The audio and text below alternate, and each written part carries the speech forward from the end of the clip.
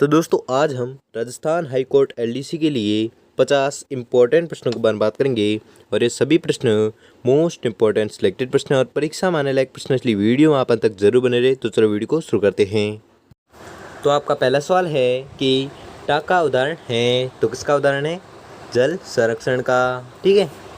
अगला सवाल है कि वर्ष 1961 की जनगणना रिपोर्ट के अनुसार राजस्थानी भाषा की कुल बोलियाँ कितनी हैं? तो आपको याद रखना है बोलियाँ हैं 73। ठीक है। कौन सी जनगणना रिपोर्ट के अनुसार? तो 1961 की जनगणना रिपोर्ट के अनुसार। अगला सवाल है कि महाराणा मेवाड़ चैरिटेबल फाउंडेशन का मुख्यालय कहाँ पर है? तो आपको याद रखना है यह मुख्यालय उदयपुर में। ठीक है। कौन सा मुख्यालय? महाराणा मेवाड़ चैरिटेबल फाउंडेशन का मुख्यालय। अगला सवाल है कि राजस्थान की पहली पवन ऊर्जा परियोजना कहाँ पर स्थापित हुई? तो आपको याद रखना है यह स्थापित हुई अमर सागर में।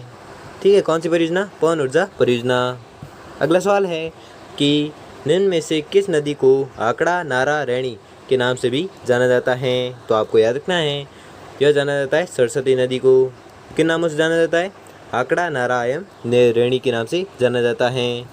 अगला सवाल है कि स्वामी दयानंद सरस्वती ने उदयपुर में निम्न में से कौन सी सामाजिक संस्था स्थापित की? तो आपको याद रखना है यह स्थापित की थी वैदिक मंत्रालय। ठीक है। वैदिक मंत्रालय सामाजिक संस्था की स्थापना किसने की? तो आपको याद रखना है यह की थी स्वामी दयानंद सरस्वती ने। अगला सवाल है कि खलजी मस्जिद, जिसे हजीरा वाली मस्जिद के नाम से भी जाना जाता है, यह किस जिले में स्थित है? तो आपको याद रखना है यह स्थित है नागौर जिले में। कौन सी मस्जिद? खलजी मस्जिद। अगला सवाल है कि आबू के परमाणु की वैभव युक्त राजधानी थी? तो आपको याद रखना है यह राजधानी थी चंद्रावती। ठीक है। अगला सवाल है कि पद्मश्री महेश राज सोनी की किस क्षेत्र में पहचान है? तो आपको याद रखना है इनकी पहचान है थेवा कला में। ठीक है। किसकी? पद्मश्री महेश राज सोनी की।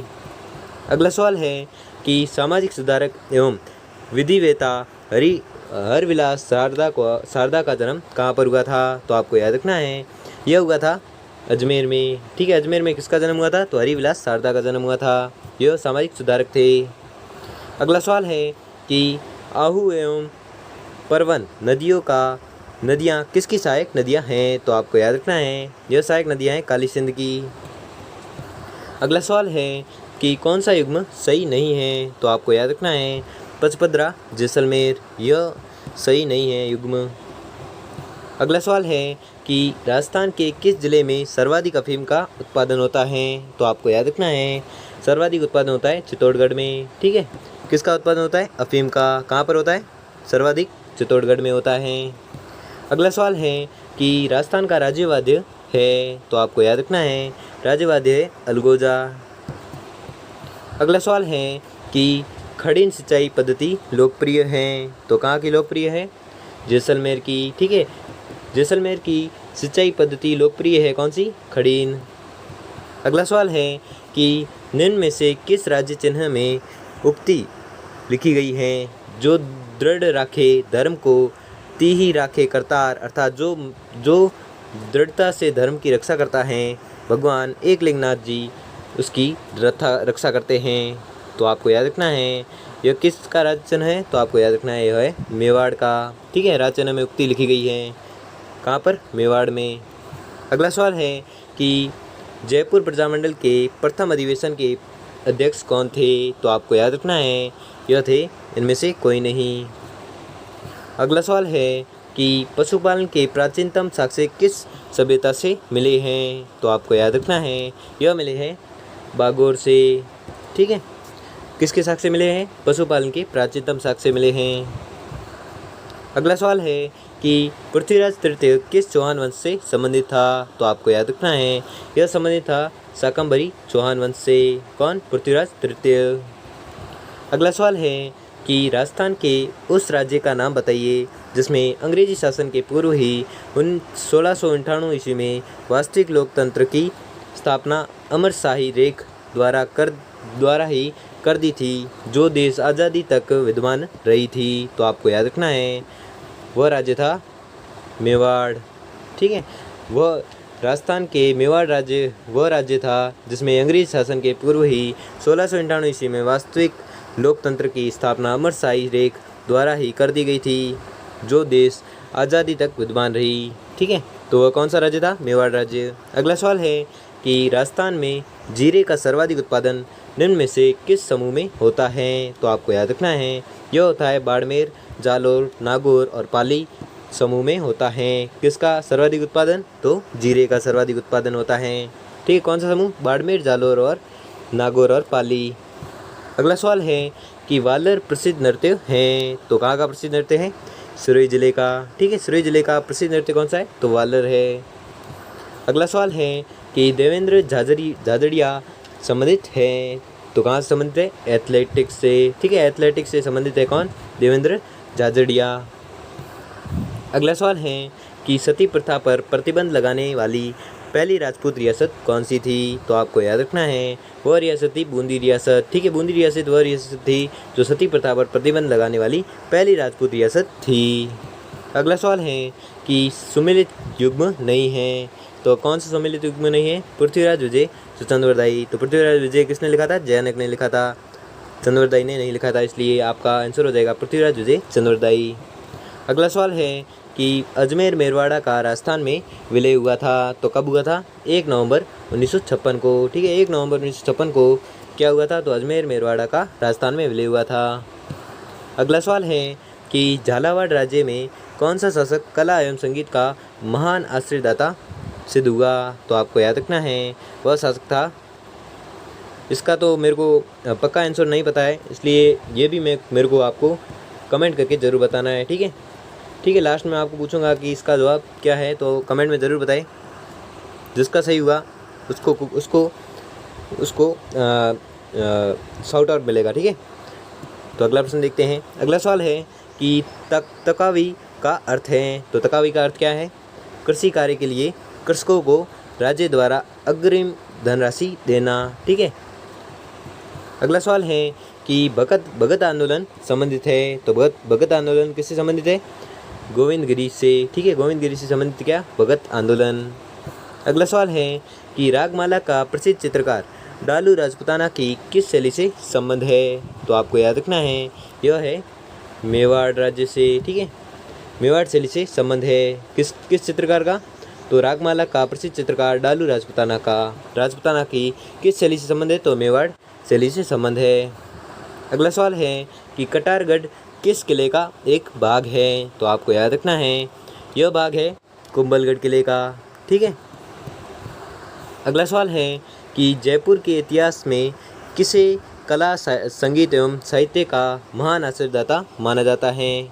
तो यह भी आपको मैं कमेंट में पूछूंगा। ठीक है, इन दोनों के जवाब आपको लास्ट में कमेंट बॉक्स में ज़रूर बताने हैं, और जिसने सही जवाब सर्वप्रथम दिए उसे मैं शाउट आउट दूंगा। ठीक है, यानी कि वापस जवाब दूंगा।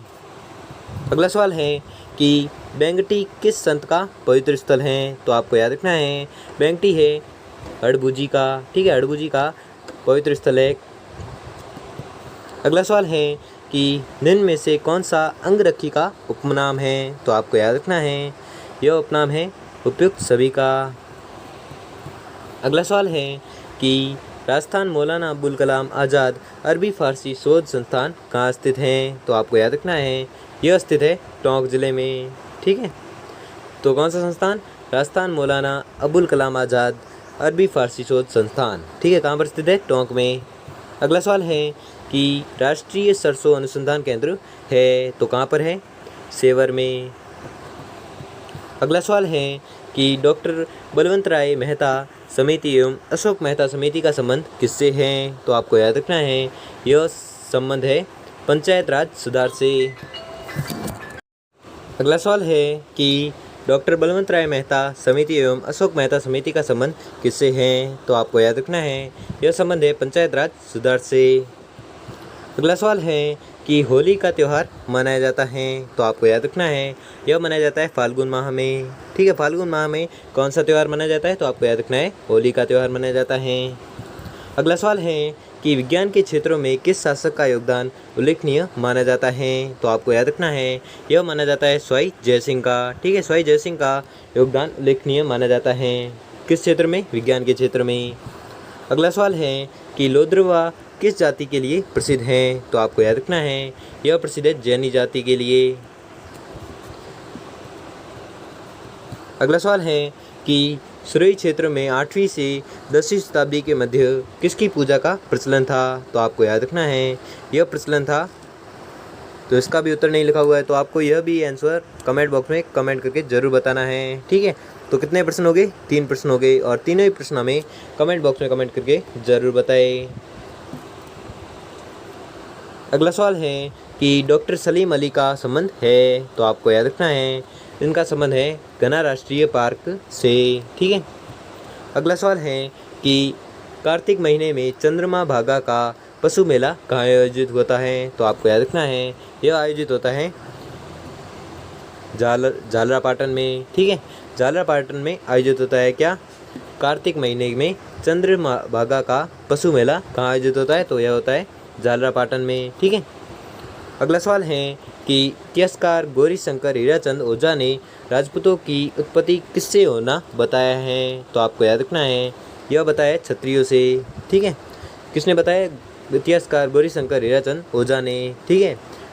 तो किसके संबंध में बताया? तो राजपूतों के संबंध में बताया है कि उनकी उत्पत्ति हुई है क्षत्रियों से। अगला सवाल है कि 18 मार्च 1948 को मत्स्य संघ का उद्घाटन हुआ, तो हुआ था कहाँ पर हुआ था? अलवर में, ठीक है। अगला सवाल है कि चोकला कौन से पशु की नस्ल है? तो आपको याद रखना है यह नस्ल है भेड़ की, ठीक है। भेड़ की नस्ल कौन सी है? चोकला है।